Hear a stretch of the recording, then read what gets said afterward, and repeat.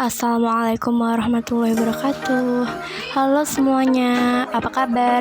Pernah nggak sih kalian merasa bingung dengan masa depan karir? Atau merasa sudah bekerja keras tapi kok rasanya karir nggak berkembang? Nah, kamu nggak sendiri. Di dunia kerja yang semakin kompetitif, perencanaan pengembangan karir jadi hal yang sangat penting untuk kita pahami.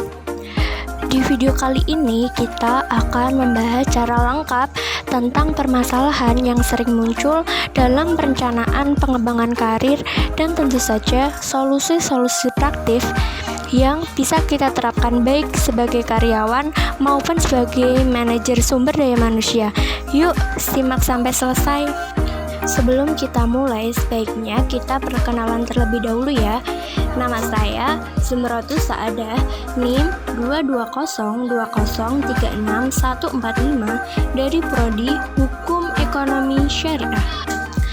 Kenapa perencanaan pengembangan karir itu penting? Ada yang tahu tidak, teman-teman? Sebelum masuk ke permasalahan, mari kita pahami dulu kenapa perencanaan karir itu penting banget. Perencanaan karir membantu kita dalam 4 hal. Yang pertama, menetapkan tujuan yang jelas dalam pekerjaan. Yang kedua, mengembangkan kemampuan sesuai kebutuhan masa depan. Yang ketiga, meningkatkan motivasi dan kepuasan kerja. Yang terakhir, membantu organisasi mendapatkan tenaga kerja yang kompeten dan loyal. Jadi, perencanaan karir bukan hanya soal naik jabatan, tapi soal bagaimana kita tumbuh secara profesional dan pribadi. Nah, sekarang kita bahas beberapa permasalahan yang sering dihadapi oleh perusahaan dan karyawan dalam mengelola pengembangan karir. Yang pertama, kesenjangan kompetensi antara karyawan dan kebutuhan organisasi. Seringkali karyawan punya skill yang belum sesuai dengan kebutuhan perusahaan yang terus berubah. Misalnya, teknologi baru yang harus dikuasai, tapi pelatihannya minim. Yang kedua, tidak adanya program pengembangan karir yang terstruktur. Beberapa perusahaan belum memiliki program pelatihan dan pengembangan yang jelas. Akibatnya, karyawan merasa stagnan dan kehilangan semangat. Yang ketiga, kurangnya komunikasi dan feedback dari manajemen. Tanpa komunikasi yang baik, karyawan tidak tahu ekspektasi perusahaan dan bagaimana mereka bisa berkembang. Feedback yang minim juga membuat karyawan sulit memperbaiki diri.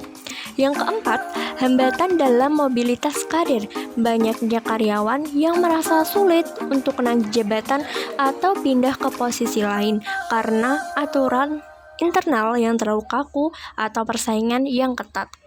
Yang kelima, karyawan kurang memiliki kesadaran dan perencanaan karir pribadi. Tidak semua karyawan sadar pentingnya merencanakan karir. Akibatnya, mereka harus menjamin pekerjaan tanpa tujuan yang jelas. Sekarang, mari kita bahas solusi yang bisa diterapkan agar perencanaan karir berjalan efektif dan bermanfaat bagi semua pihak. Yang pertama, ada membangun rencana karir yang realistis dan terukur. Organisasi dan karyawan harus duduk bersama untuk membuat rencana karir yang jelas dengan tujuan yang spesifik dan langkah-langkah yang terukur. Misalnya, menentukan target penguasaan skill dalam 6 bulan ke depan. Yang kedua, menyediakan program pelatihan dan pengembangan yang relevan. Perusahaan perlu menyediakan pelatihan yang sesuai dengan kebutuhan karyawan dan pengembangan industri. Pelatihan bisa berupa workshop, seminar, atau e-learning yang fleksibel.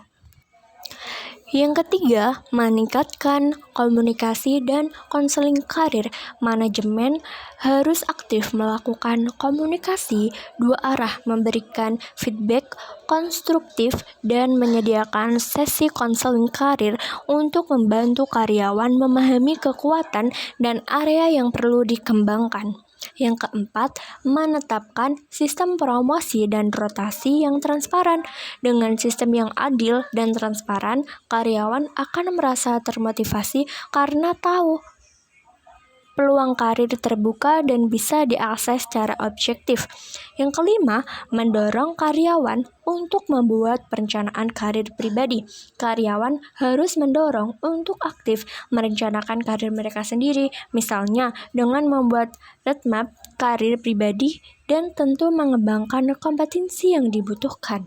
Sekarang kita masuk ke studi kasus singkat ya.